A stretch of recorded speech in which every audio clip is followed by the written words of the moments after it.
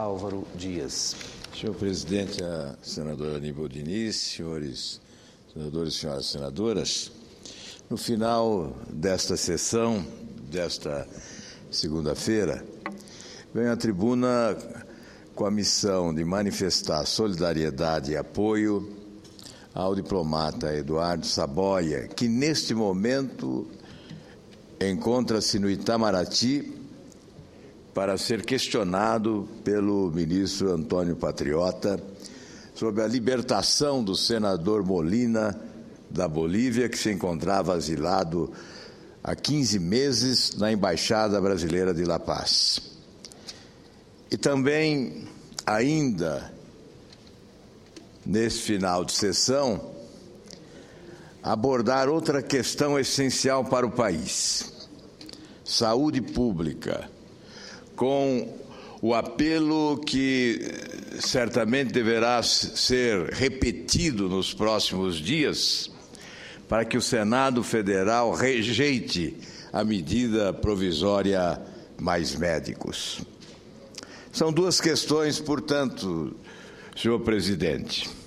A primeira delas: não há razão para que o governo brasileiro instaure o inquérito com o objetivo de punir o senhor Eduardo Saboia, que, a nosso ver, cumpriu o seu dever de forma ousada, mas, sobretudo, humana, libertando o senador Molina, que se encontrava não como asilado político, mas como uma espécie de preso político na Embaixada Brasileira de La Paz. Nós acompanhamos este episódio e, sobretudo, o senhor Eduardo Saboia o acompanhou de perto. E percebemos, durante esse período de meses, 15 meses, o seu desconforto diante da passividade do governo brasileiro.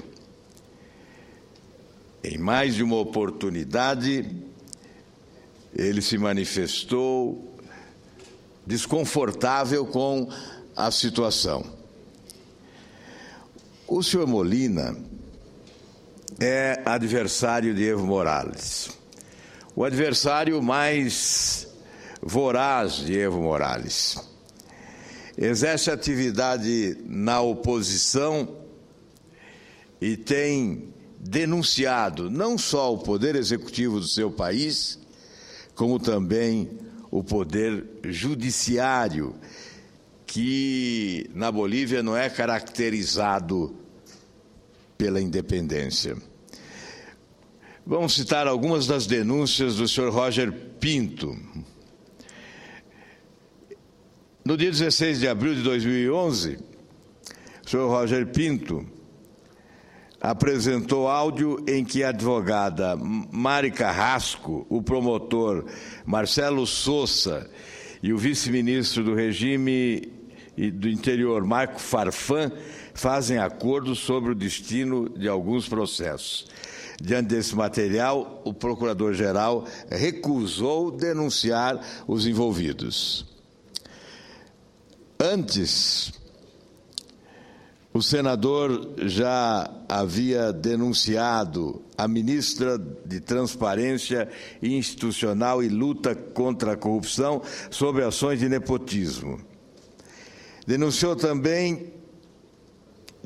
também truculência policial quando o assassinato de Eduardo Rosa no Hotel das Américas em 16 de abril de 2009.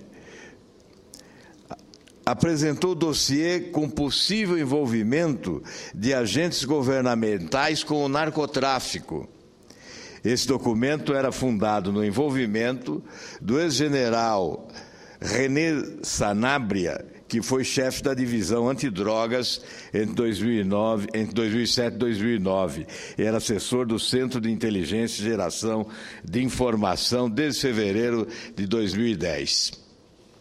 Outras denúncias foram apresentadas pelo senador Roger Pinto. Contra ele também algumas denúncias foram apresentadas.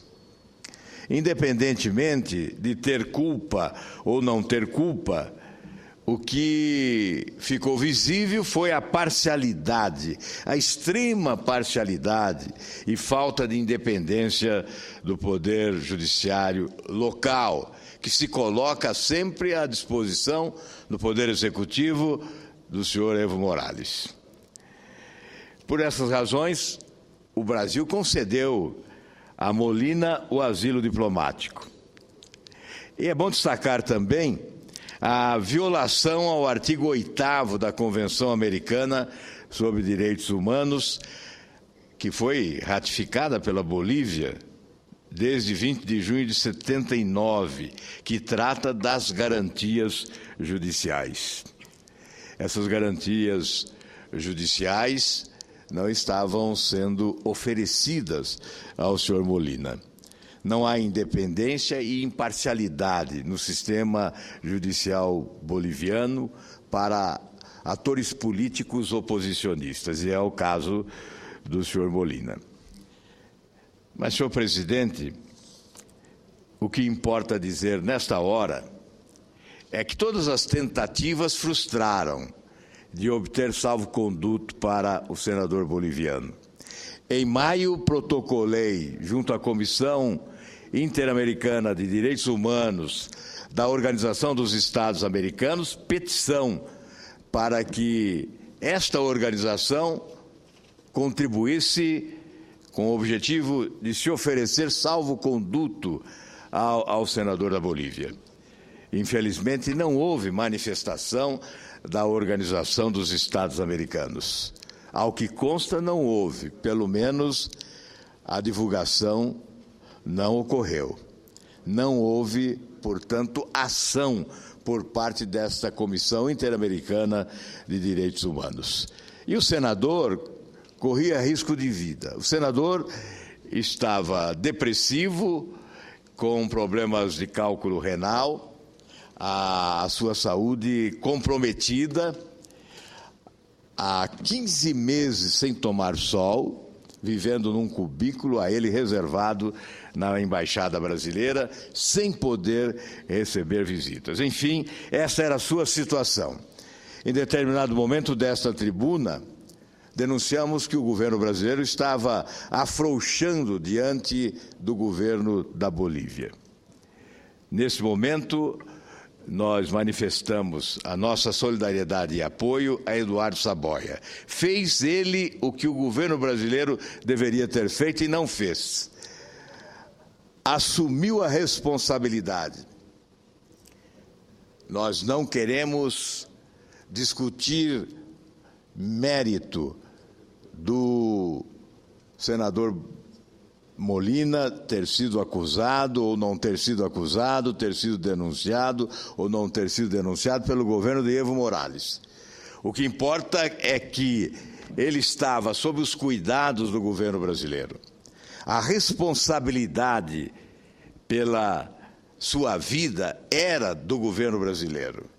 E o que se assistia era a afronta, brutal afronta a direitos humanos, violência contra o Estado de Direito democrático, enfim, o que nós estávamos verificando é que o senador Molina da Bolívia, na Embaixada Brasileira, era vítima da arbitrariedade de um governo que não tem muito apego a direitos humanos, à democracia e à liberdade. Portanto, o nosso apoio a Eduardo Saboia. Mas eu quero também, senhor presidente, destacar que esta polêmica em torno da importação de médicos estrangeiros vai se tornando aguda em várias frentes. A importação de 4.000 médicos cubanos para atuar no interior do país será, inclusive, questionada pelo Ministério Público do Trabalho. O procurador José de Lima Ramos Pereira, que comanda no órgão a Coordenadoria Nacional de Combate às Fraudes nas Relações de Trabalho, disse que a forma de contratação fere a legislação trabalhista e a Constituição Federal. Um dado relevante: quase 40% dos 199 médicos cubanos com registros ativos no país estão nas capitais. 5 estados: São Paulo, Tocantins, Paraná, Pernambuco e Ceará. O levantamento foi feito a partir da pesquisa Demografia Médica no Brasil, com dados de 91 a 2012. Esses médicos tiveram seus diplomas revalidados por universidades ou, a partir de 2011, pelo Revalida. Assim como demais estrangeiros ou formados no exterior, os cubanos têm dificuldades para serem aprovados no Revalida. Em 2011, dos 16 que tentaram, só 3 foram aprovados. Em 2012, a reprovação foi semelhante. 16 tentaram e 4 passaram. É coerente, razoável, que os médicos cubanos que atuem no Brasil sejam submetidos aos exames de qualificação que são pedidos aos profissionais de outros países e provas nas quais demonstrem que dominam o idioma português. Segundo o Conselho Federal de Medicina, a medida é ileitoral, irresponsável e desrespeitosa, por permitir o exercício da medicina de pessoas que não foram submetidas a exames de qualificação nem de domínio do idioma e viola os direitos individuais humanos do trabalhador, assim como expõe a saúde da população a situações de risco. Um relato sobre as dificuldades vividas num hospital do país. Senhor presidente, senhor senador Eduardo Amorim, a quem vou conceder também um aparte, depois do aparte de Vossa Excelência, senador, vou trazer um exemplo do que ocorre com a saúde pública no Brasil, mas não de qualquer cidade, de uma cidade modelo, Maringá, 23ª cidade em qualidade de vida no país. Pois bem, o relato que vou apresentar é de um médico no plantão do pronto atendimento do Hospital Universitário de Maringá, hospital que foi construído durante o meu governo no Paraná há cerca de 23 anos. Um hospital de uma universidade, numa cidade importante, a 3ª cidade do Paraná, a 23ª cidade em qualidade de vida no país. É esse relato que vou apresentar, mas antes uma parte a Vossa Excelência com satisfação. Obrigado, senador Álvaro Dias. Confesso que, como médico, eu esperava mais. Não apenas mais médico, mas eu confesso que eu esperava mais saúde, mais vida digna para todos nós brasileiros. Eu acho que o governo federal está perdendo uma grande oportunidade, não só, senador Álvaro Dias, de lutar, promover mais saúde para todos nós brasileiros, adotando definitivamente uma política de recursos humanos para todas as categorias, para todos os profissionais de saúde. Como em tempos passados, nós tínhamos os médicos, tínhamos os enfermeiros, tínhamos assistentes sociais que faziam concurso e que eles sabiam que ali ia trabalhar pelo resto da vida, porque eles tinham uma garantia constitucional do seu emprego para o resto da vida.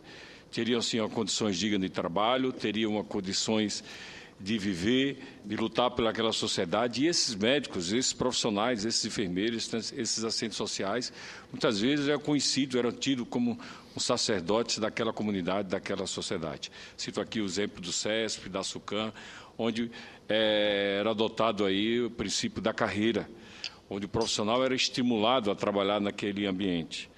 E digo que fiquei decepcionado, porque eu esperava que o governo adotasse realmente uma política de recursos humanos, estabelecendo todas as categorias e que desse ali a opção a todos os profissionais, do médico ao enfermeiro, ao motorista da ambulância, ao condutor da ambulância, realmente uma condição muito melhor de trabalhar e uma estabilidade ali na sua profissão, no seu emprego, onde realmente ele pudesse, poxa, aqui eu estou salvando vida, como vale a pena, ao terminar meu dia, agradecer ao bom Deus pela oportunidade de ter trabalhado, de ter no meu dia salvado, muito ajudado a salvar muitas vidas e com certeza evitado muito sofrimento.